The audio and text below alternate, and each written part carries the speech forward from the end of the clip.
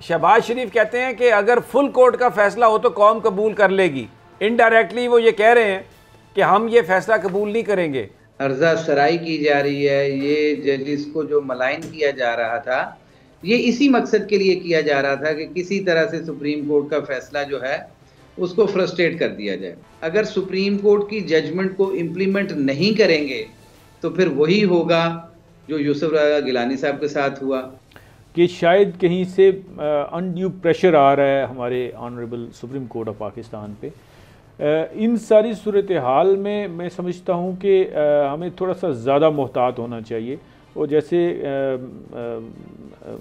चूँकि एतजाज़ अहसन साहब हमारे सीनियर भी हैं और तमाम जो हमारी लीगल फ्रेटर्निटी है, बड़ी इज़्ज़त के निगाह से इनको देखा जाता है और जुडिशरी में भी इनको बड़ी इज़्ज़त की निगाह से देखा जाता है। तो इन्होंने राइटली पॉइंट आउट किया कि एक दफ़ा रिव्यू कर लें तमाम लोग जो भी कंसर्न है कि कहीं हम गलत साइड पे तो नहीं खड़े। सब्सक्राइब करें और बेल दबाएं ताकि कोई खबर रह न जाए।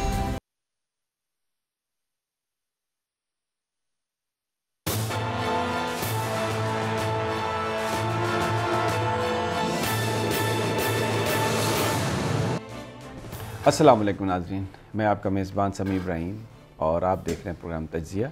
मेरे साथ स्टूडियो में हमारी को एंकर अरीना इलियास हैं और रिजवान शबीर कियानी साहब हैं। इनका ताल्लुक़ है Islamabad high court bar association से, जनरल सेक्रेटरी अभी ये मुंतखब हुए हैं। और आज जो लॉयर्स कन्वेंशन था, जिस rule of law convention actually, बड़ी उसमें इनकी ज़बरदस्त पार्टिसिपेशन। लाहौर से हमें ज्वाइन करेंगे थोड़ी देर में इश्तियाक साहब, जो Lahore high court bar association के सदर हैं। और जिस मामले पर आज अपने प्रोग्राम में हम बात करेंगे उसका ताल्लुक़ है पाकिस्तान में आइन और कानून की बालादस्ती से और आइन और कानून की अमलदारी से। सुप्रीम कोर्ट ऑफ पाकिस्तान के तीन मेंबर बेंच ने आज फ़ैसला महफूज कर लिया है पंजाब असम्बली और KP की असम्बली में इलेक्शन के इल्तवा के मुतल्लिक दरख्वास्तों पर। लेकिन जो इम्पोर्टेंट आज जो गुफ्तगू हुई, जो आज चीफ़ जस्टिस साहब ने रिमार्क्स दिए, दूसरे जजेस ने रिमार्क्स दिए, जिसमें उन्होंने ये कहा कि हुकूमत ने और दीगर फ़रीक़ैन ने अदालत से ताउन नहीं किया, अदालत की मुकम्मल तौर पर मावनत, सही तौर पर दुरुस्त तरीके से मावनत नहीं की। और उन्होंने जो सियासी जमातों के वकला थे उनको सुनने से इनकार कर दिया और ये कहा कि आप ज़रा अलामिया देखें हुकूमत का, जिसमें आप इस बेंच पर अदम एतमाद करें।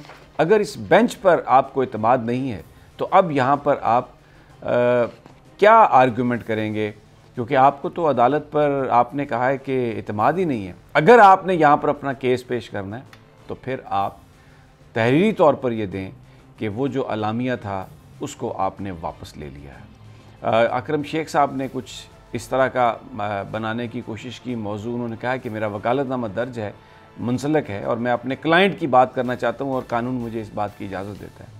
तो उस पर जस्टिस उमर अताब बंदयाल साहब ने कहा कि आपका क्लाइंट जो कह रहा है वो तो नेशनल मीडिया में आ रहा है, उसके बाद आपको कहने की अब कोई गुंजाइश नहीं, क्योंकि आपके क्लाइंट ने हम पर इजहार अदम एतमाद कर दिया।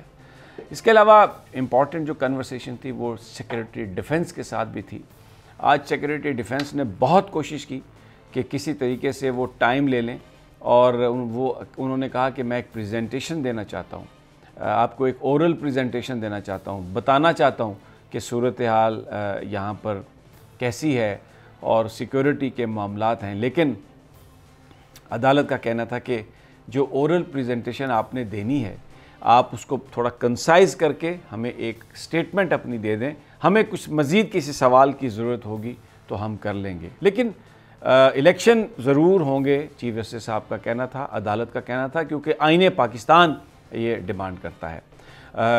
और एक और बात उन्होंने पूछी, सेक्रेटरी डिफेंस से भी पूछी, उन्होंने ये बात गुफ्तगू में भी आई कि अगर आर्म फोर्सेस यानी आर्मी अगर अवेलेबल नहीं है, वो दहशतगर्दी की जंग में अगर उनके जो लोग हैं वो सारे के सारे उसमें अकोपाई हैं, तो नेवी और एयरफोर्स, ये भी तो पाकिस्तान की अफवाज हैं, इनसे मालूम किया जाए, इनके जो पर्सनल्स हैं उनको क्यों ना डिप्यूट किया जाए, इसलिए कि आपको इलेक्शन कमीशन की ड्यूटी के वक्त कोई कॉम्बैट ट्रुप्स तो नहीं चाहिए होते, ऐसे तो ट्रुप्स नहीं चाहिए होते वो कि जो बुनियादी तौर पर जंग के लिए ट्रेंड होते हैं। बड़ा ये इम्पोर्टेंट सवाल था, आज से पहले कभी किसी ने इस पर बात नहीं की, लेकिन आज क्योंकि आर्मी जो है वो उनका कहना है कि वो प्री ऑक्युपाई है, तो नेवी और एयरफोर्स के लोगों को इलेक्शन ड्यूटी देने के हवाले से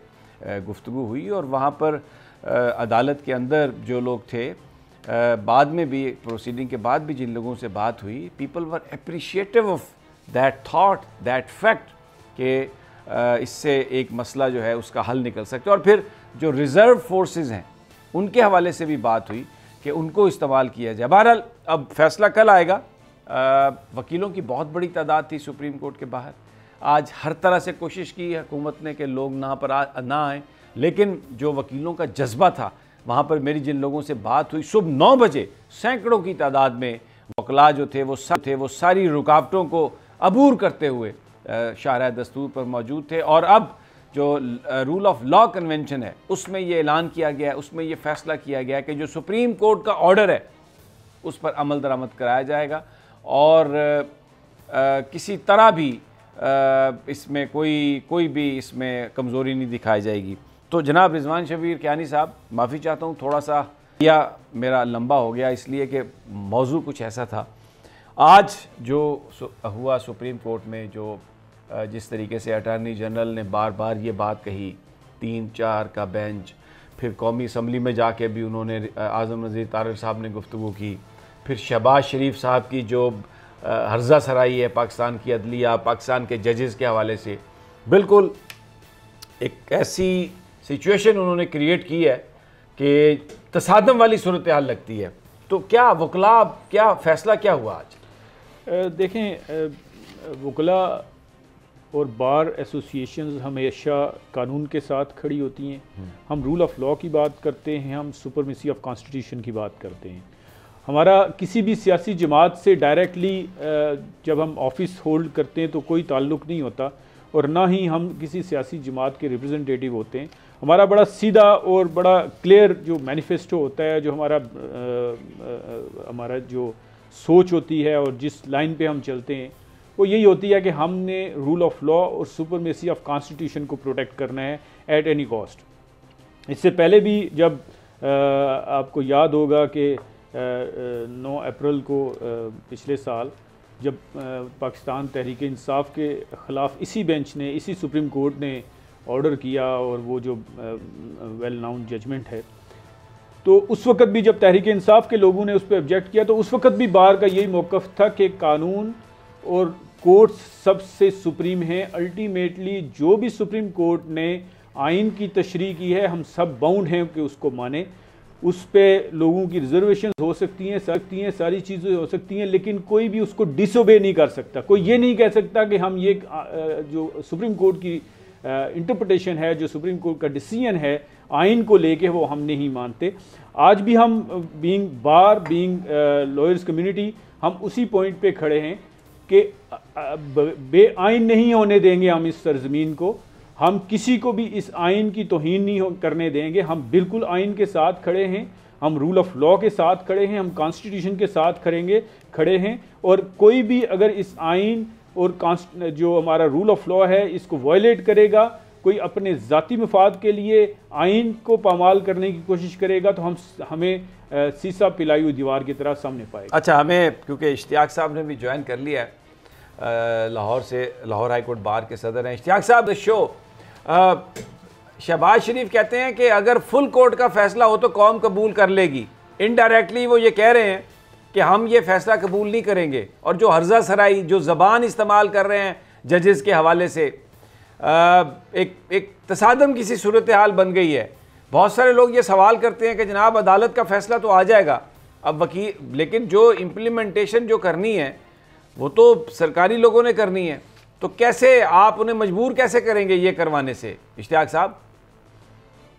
जी समी साहब, ऐसे है कि जैसे मैंने पहले अर्ज किया था आपके ही शो में कि ये जो बाइकआउट की बातें हैं, ये जो अर्जा सराई की जा रही है, ये जजिस को जो मलाइन किया जा रहा था, ये इसी मकसद के लिए किया जा रहा था कि किसी तरह से सुप्रीम कोर्ट का फैसला जो है उसको फ्रस्ट्रेट कर दिया जाए। असल में ये जो मर्जी कर लें, इनको आइन और कानून के मुताबिक, पहली बात तो समझने वाली ये है कि इन्होंने आइन के तहत ओथ लिया हुआ है। जिस आइन के तहत इन्होंने ओथ लिया है उसी आइन के तहत सुप्रीम कोर्ट के चीफ जस्टिस और बाकी जजेस ने भी ओथ लिया हुआ है। अब अगर आइन के ओथ से इनहराफ करेंगे, अगर सुप्रीम कोर्ट की जजमेंट को इम्प्लीमेंट नहीं करेंगे, तो फिर वही होगा जो यूसुफ रज़ा गिलानी साहब के साथ हुआ। जिस तरह से ये कोई दूर नहीं है, ये बहुत ही आसान है कि जब आप कह देते हैं एक दफ़ा कि जी हम नहीं मानते, ना मानने की कोई वजह होगी ना, कोई आइन गुंजाइश देता होगा ना, तो आप फिर ये इस मुल्क के वज़ीर आज़म बने क्यों थे अगर उसमें आइन की पासदारी नहीं करनी थी? तो फिर ये चीज़ें जो हैं ये इन सब को देखना होंगी। इस वक्त ये सिर्फ और सिर्फ प्रेशराइज करना चाह रहे हैं और सुप्रीम कोर्ट के उस फैसले को अपनी मर्जी के मुताबिक लेना। कभी ऐसा भी हुआ कि मैं इस जज को नहीं सुनाना चाहता, मैं इस जज को अपना केस सुनाना चाहता हूँ? ये आज जो आर्गूमेंट्स किए गए थे, ये आर्गूमेंट्स एक अटॉर्नी जनरल साहब ने किए, इरफान कादर साहब ने किए, हमारे लिए सारे मोहतरम हैं। लेकिन ये जो आज सवाल थे, आईनी सवालात थे, सुप्रीम कोर्ट ने दिए, जो 2 दिन पहले जुम्मे वाले दिन हेयरिंग के दौरान कहा गया था, उसके बाद उन सवालात का जवाब देना था, ना कि ये ख्वाहिश करनी थी कि ये कोई 6 जजेस सुन लें, ये कोई 9 जजेस सुन लें, ये 15 जजेस सुन लें।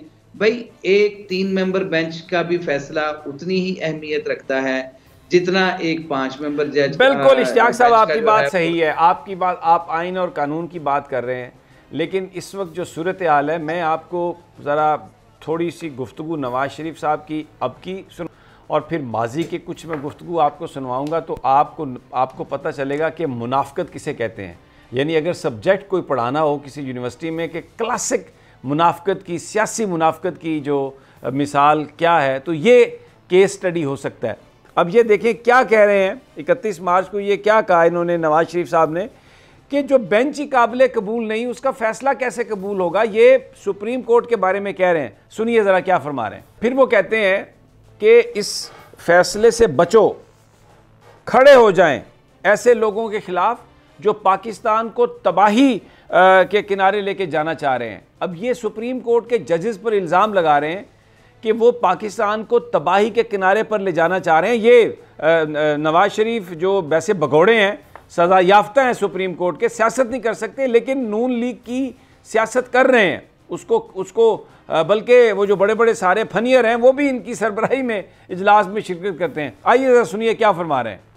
और मई 2012 में जिस वक्त यूसुफ रज़ा गिलानी साहब एक ख़त जो जरदारी साहब के लिए, उनकी जो करप्शन की कहानियाँ थी, जरदारी साहब का जो पैसा स्विट्ज़रलैंड में पड़ा हुआ था, उसके लिए जब ये कहा जा रहा था यूसुफ रज़ा गिलानी को कि वो ख़त लिखें, तो वो कह रहे थे सदर साहब को इम्यूनिटी है, मैं तो नहीं लिखूँगा, मैं तो ख़त नहीं लिखूँगा। तो तब जो सुप्रीम कोर्ट ने फ़ैसला दिया, तो उस मौके पर जिस वक्त ये चल रही थी बात, और वो भी पीपल्स पार्टी भी ये कह रही थी कि अब नहीं मानेंगे, ख़त नहीं लिखेंगे, तो क्या कहा नवाज शरीफ ने कि अगर यहाँ कोई नहीं मानता सुप्रीम कोर्ट का हुक्म तो हम मनवा के रहेंगे। सुनिए ज़रा, आइए।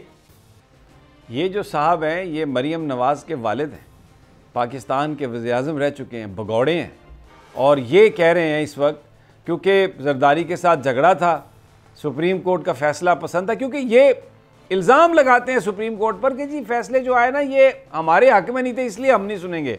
अच्छा, क्या कहते हैं, जब तक ये कहते हैं कि तुम पैसा लाओगे और ख़त भी लिखोगे और तुम्हें ख़त लिखना पड़ेगा, क्योंकि उस वक्त ये इशू था। सुनिए क्या कह रहे हैं जनाब। ये उस वक्त कह रहे थे, तो अभी जिन लोगों से हमारी बात हुई, या इनका जो जवाब यही है कि नवाज़ शरीफ साहब आप जितने मर्ज़ी ऊपर नीचे हो जाओ, जितना मर्ज़ी बिल बुलाओ, लेकिन जो सुप्रीम कोर्ट का फ़ैसला आएगा इलेक्शन करवाने का, तो इलेक्शन करवाना पड़ेगा। इस इलेक्शन से अगर आपने हटने की कोशिश की तो फिर ये अभी बताते हैं जनाब रिजवान शब्बीर कियानी साहब। क्या करेंगे जनाब कियानी साहब फिर आप?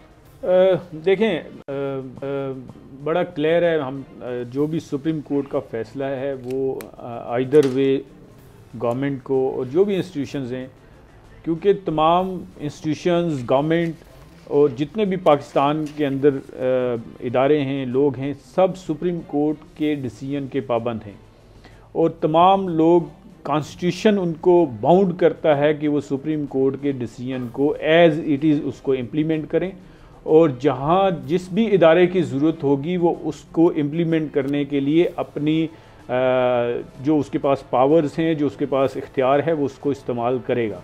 और अगर कोई नहीं करता तो डेफिनेटली फिर हमारे पास उसकी प्रेसिडेंट्स मौजूद हैं, यूसुफ रज़ा गिलानी साहब भी वाली भी जो भी डिस्कस हो रही है, वो भी प्रेसिडेंट मौजूद हैं, तो वो उसको फिर कानून अपना रास्ता बनाता है और अकॉर्डिंगली चलता है। जहाँ तक बार एसोसिएशंस का ताल्लुक़ है तो हम बड़े क्लियर हैं कि हमने आइन के साथ खड़ा होना है। ये पॉलिटिकल पार्टीज़ आती जाती रहती हैं, गवर्नमेंट्स आती जाती रहती हैं, हमारा किसी भी गवर्नमेंट के साथ कोई ताल्लुक़ नहीं है, चाहे वो जिस मर्ज़ी की गवर्नमेंट हो। हमारा ताल्लुक़ पाकिस्तान के साथ है, हमारा ताल्लुक़ पाकिस्तान के आइन के साथ है, हम उसके साथ खड़े हैं और इंशाअल्लाह ताला हम इस आइन को इम्प्लीमेंट करवा के रहेंगे। इंशाअल्लाह आइन को इंशाअल्लाह ताला इम्प्लीमेंट करवा के रहेंगे। हमारा ताल्लुक़ किसी सियासी जमात से नहीं है, हम आइन पाकिस्तान के साथ खड़े हैं, पाकिस्तान की जुडिशरी के साथ खड़े हैं, रूल ऑफ लॉ के साथ खड़े हैं। रिजवान शब्बीर कियानी साहब जो बोल रहे थे, आज मेरी सुप्रीम कोर्ट के बाहर सैकड़ों वकला थे, जिससे भी बात हुई पहली नंबर पे वो ये बात कह रहे थे कि हमारा ताल्लुक़ यहाँ पर किसी सियासी जमात से नहीं है, हम सिर्फ़ और सिर्फ अदलिया के लिए, पाकिस्तान के आइन के लिए आए हैं। पाकिस्तान बनाया भी एक काले कोट वाले ने था, यानी कायदे आज़म जो एक लॉयर थे, और यहाँ पर आइन को बचाएंगे भी काले कोट वाले यानी लॉयर्स। आज ऐसे रूह परवर मनाजर थे, हमारी माएँ, हमारी बहनें, बुज़ुर्ग जो ख़वातीन लॉयर, यंग लॉयर्स, नौजवान, सब जिस अंदाज से शारा दस्तूर पर सुप्रीम कोर्ट के सामने वो मैं मना नहीं सकता, बिल्डिंग के ऊपर पाकिस्तान का झंडा लहरा रहा था और नीचे कुछ पुलिस वाले भी खड़े थे और दूसरी तरफ सैकड़ों की तादाद में वकला नारे लगा रहे थे। और मैं जब पुलिस वालों को देखता था तो उनकी आंखों में भी चमक थी, उनके चेहरों पर भी हमें मुस्कुराहट नज़र आ रही थी। ऐसा लग रहा था कि उनका दिल भी इन लोगों के साथ धड़क रहा है, वो भी पाकिस्तान में आइन की चाहते हैं, सुप्रीमेसी चाहते हैं, लेकिन मजबूरी की वजह से वर्दी पहन कर वो वहाँ पर खड़े थे। लेकिन वो सारे के सारे लोग पाकिस्तान में आइन की अमलदारी चाहते थे। एक छोटा सा वक्फा, वापस आते हैं तो आज एतजाज़ अहसन साहब ने भी खिताब किया, उनके भी कुछ हिस्से और तबसरा हमारा जारी रहेगा छोटे से वक्फे के बाद।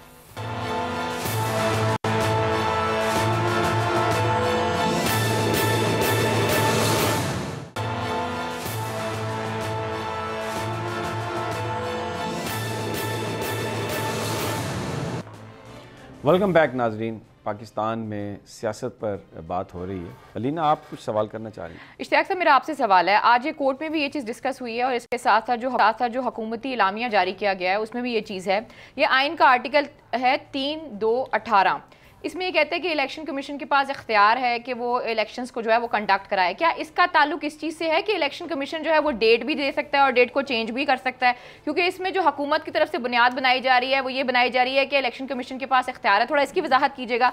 इसके साथ साथ इस इलामिया में एक और भी बात की गई है, इन्होंने कहा कि पाकिस्तान बार कौंसिल और जो दीगर बार एसोसिएशन हैं वो आर्टिकल 209 के तहत दायर करदा रेफरेंसेस पर कार्रवाई करें। ये दो सवाल हैं, दोनों का जवाब दीजिएगा।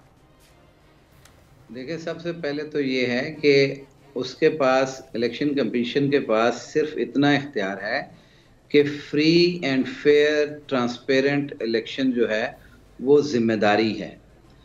अदरवाइज कॉन्स्टिट्यूशन में जब एक मुद्दत मुतय्यन कर दी गई है, जब असम्बलियां अपना पूरा वक्त करती हैं तो 60 दिन के बाद इलेक्शन करवाना है, वो आइन इटसेल्फ उसका टाइम देता है। और जब असम्बलियां डिज़ोल्व की जाती हैं तो उसमें 90 डेज़, इसमें एक रैशनल है।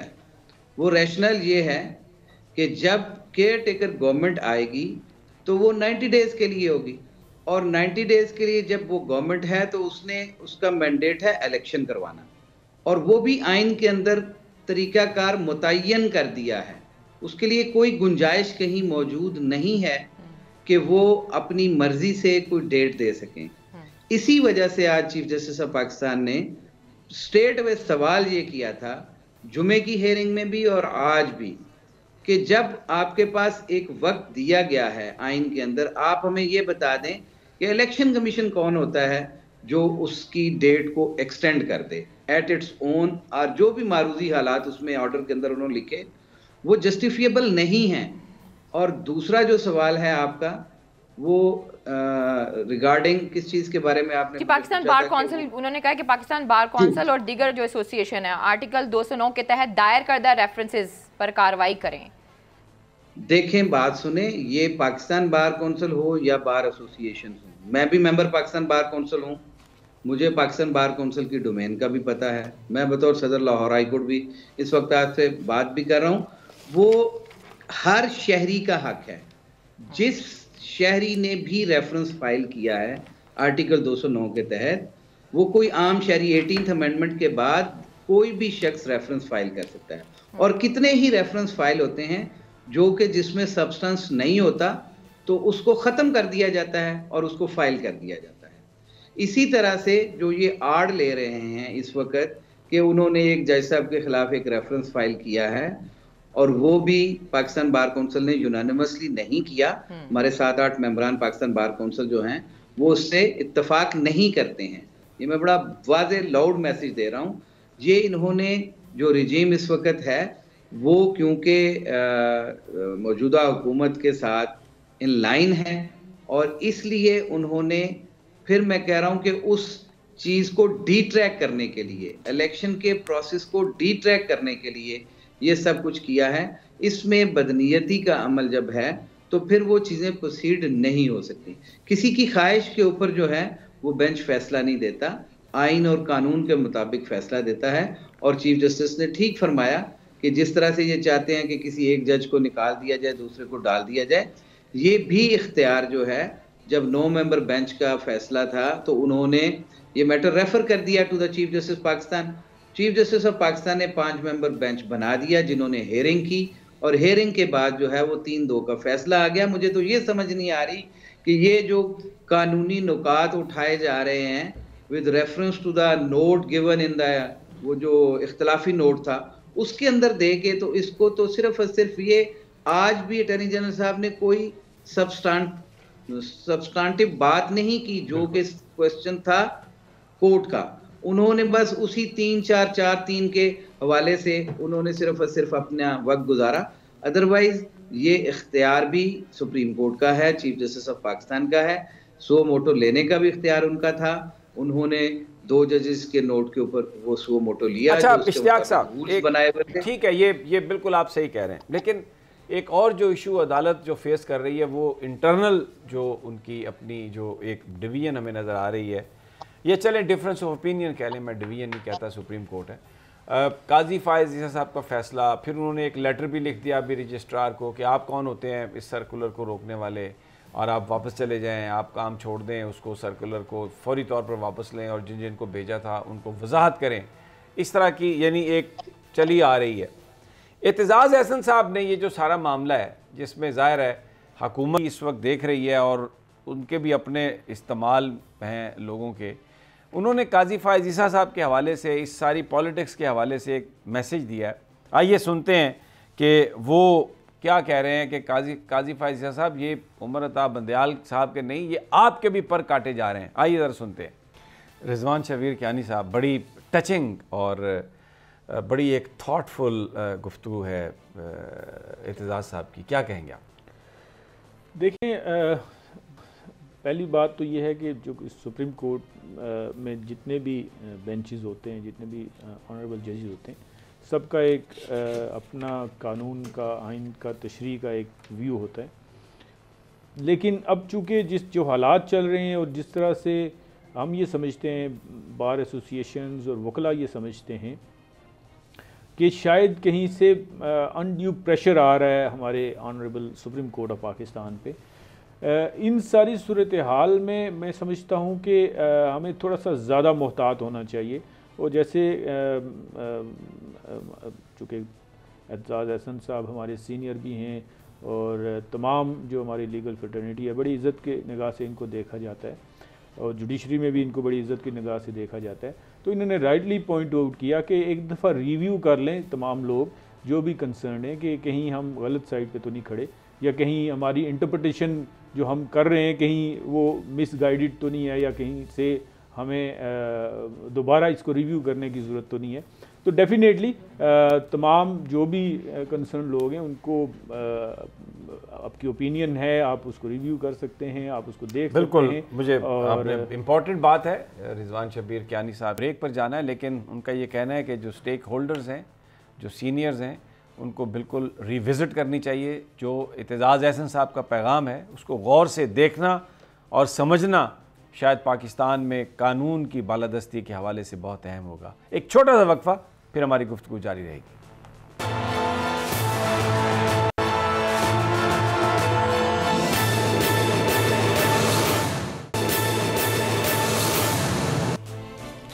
वेलकम बैक नाजरीन। आज जो समाअत हुई है उसके बाद जो फ़ैसला रिज़र्व हुआ है, एक चीज़ बिल्कुल नज़र आ रही है कि टकराव जो है सुप्रीम कोर्ट और हुकूमत के बीच में शिद्दत इख्तियार कर रहा है, क्योंकि फ़ौरी तौर पर जो रिस्पांस दिया शहबाज शरीफ ने असम्बली में जाके, और आज़म नज़ीर तारड़ ने, और फिर जो मरीम नवाज़ का इंटरव्यू, अब उसका ट्वीट जहर में बिछा हुआ, टकराव जो है वो उस शिद्दत इख्तियार कर रहा है। अब supreme court very likely elections के हवाले से फ़ैसला देगी, और आज काबीना का इजलास 8 बजे अभी शुरू हुआ है, हो रहा है वहाँ पे शहबाज शरीफ साहब की रिहाइशगाह पर, वहाँ पर कुछ और ही फ़ैसला होगा।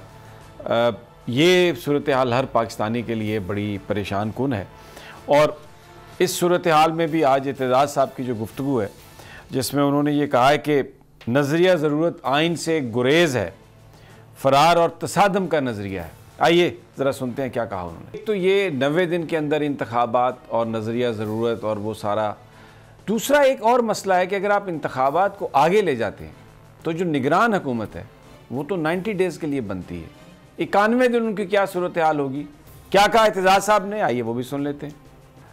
जनाब इश्तियाक साहब, आर्टिकल 6 भी लगेगा, नज़रिया ज़रूरत, तसादम, और उधर अभी वफाकी काबीना तलवारें सौंत के बैठी हुई है, शहबाज शरीफ की तरफ देख रही है कि घोड़े पे चढ़ के तो तबड़ तबड़ तबड़ तबड़ सुप्रीम कोर्ट की तरफ जाएं।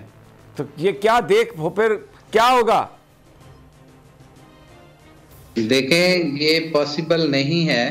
जैसे मैंने पहले कहा है कि ये जो मर्जी करें, इन लोगों को ये ऑर्डर्स जो भी आता है, अभी तो कल जजमेंट आएगी तो उसके बाद बात होगी, लेकिन जो भी फैसला होगा, ये मैंने जो पहले कहा है कि ओथ जो लिया हुआ है आइन की सरबुलंदी का लिया। ये आप इश्तियाक साहब आप बहुत आइडियलिस्टिक हैं। आप ये अभी जो पिछले 10 महीने में हो रहा है, ये जो ओथ है वो उसकी पासदारी हो रही है जो आप कहते हैं कि कल पासदारी होगी। अब ये लॉलीपॉप तो अब तो रियल वर्ल्ड में आ गए ना। मैं कहता हूं नहीं, मैं आपको अर्ज करूं ना, मैं आपको अर्ज करता हूं, ये जो मर्जी कर लें, इन्होंने इस फैसले को इंप्लीमेंट करना है। नहीं करेंगे तो उसके पिनल कॉन्सिक्वेंसेस अभी एतजाज साहब ने बता दिए हैं।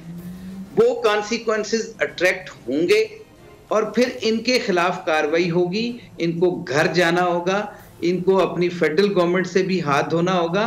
ये मैं आपको अर्ज कर दूं, ये किसी सूरत में भी डिफाइंस जो है वो कोई ऑर्गन भी बर्दाश्त नहीं करेगा। और वकला ने तो पहले ही इस पे हमने अपना कन्वेंशन करके बड़ा क्लियर अपना मैसेज दे दिया। ठीक है जी, मैसेज आ गया आपका।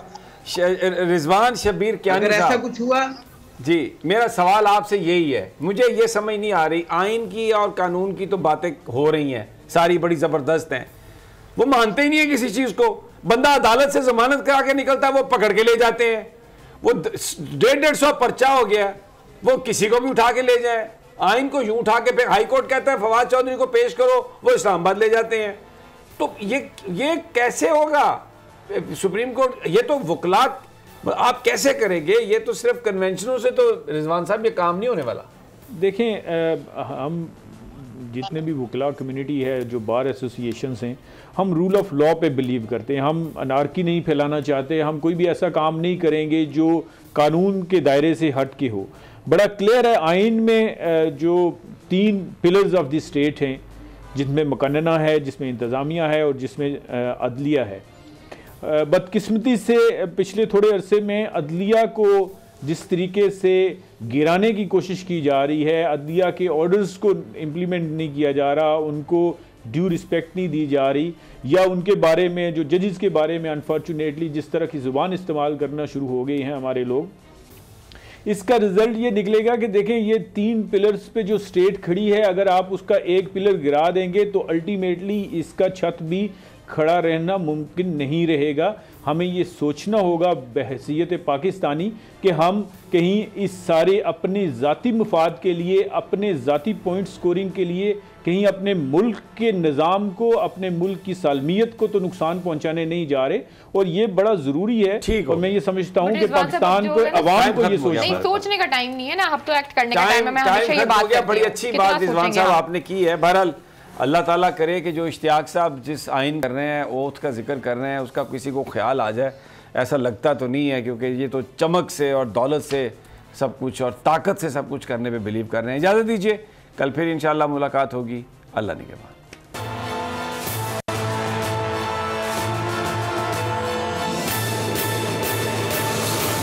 तो नजर आ रहा है सामने लिखा हुआ है जुल्म मिटने के लिए 2 चीजों से मिटेगा भाई। एक, अदल की कुर्सी पे जो लोग बैठते हैं ना, वो अदल के हिसाब से फैसले करने लगे, दूसरा कौम निकल खड़ी उस जुल्म के खिलाफ, तो जुल्म खत्म हो जाएगा। या इन दोनों में से कोई एक चीज हो जाए या दोनों हो जाए। अगर 420 का मुकदमा था, उस वक्त अदलिया में जो लोग बैठे हुए केस देख रहे थे, वो पूछते ना यार चीट हुआ कौन है।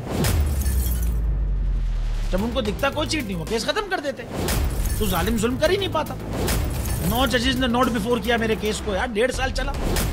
शख्सी जमानत का केस, सेम केस इस्लामाबाद में कर दिया। एक ही इल्जाम पे 2 केस हो नहीं सकते भाई। मतलब 60 दिन का वक्त होता है, 102 दिन के बाद मैं जीत गया, केस बरी हो गया, 102 दिन के बाद अपील फाइल की, एक्सेप्ट कर ली। नहीं करते ना एक्सेप्ट, खत्म हो जाता ना जुल्म यार। भरी अदालत में मुझे बरी कर दिया, फिर पता नहीं क्या हुआ, 2.5 घंटे बाद का नोट बिफोर, मैं नहीं सुनता ये केस। खड़े रहते अपने फैसले, मिट जाता जुल्म। अल्लाह ताला ने बिठाया इस इन कुर्सियों पे इनको यार, ये अल्लाह ताला की तरफ से फैसले करते हैं। तो या तो ये फैसले आएंगे, जुल्म मिट जाएगा, या कौम खड़ी हो जाएगी जुल्म के खिलाफ।